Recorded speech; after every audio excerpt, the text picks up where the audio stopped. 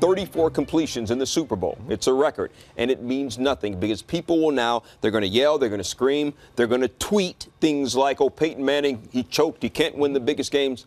Trent, how much of an impact on his legacy will this game have on Peyton Manning?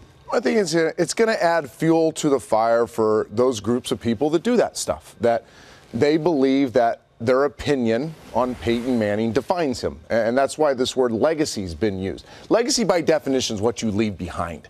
Peyton Manning has extended football. He's one of the greatest players that's ever played the game.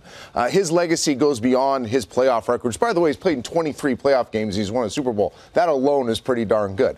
But I get it. This public perception that this defines your overall greatness is a conversation to be had. It's probably a decent conversation. But I think those, and we talked about this morning, those kind of behind the veil of football, those that really look at the game and try not to simplify it that much, say this, that Peyton Manning goes down as a Mount Rushmore quarterback.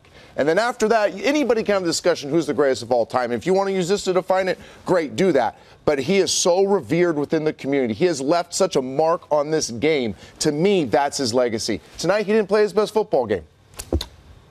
Well, when you lose a game like that, you have to make that his legacy. Because his legacy can't be that he took 2 franchises. So we have to make some excuse for him. Now, all the other great quarterbacks, we didn't make any excuses for him.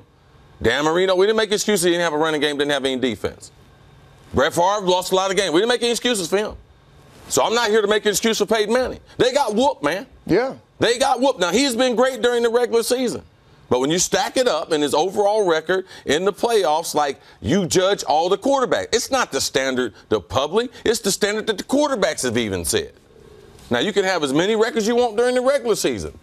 But you get a chance in the Super Bowl in your brother's stadium. Your brother got 2 Super Bowls.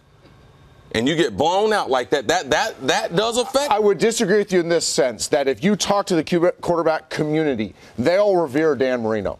They do make excuses for him. And Troy Aikman will be the first to tell you he has 3 rings, and he'll be the first to tell you that a lot of that was his teammates. Yeah. Peyton Manning had nothing to do with Manny Ramirez snapping the ball over his head to start the game, and Orlando Franklin being beat inside, and Demaryius Thomas fumbling, and the defense collapsing.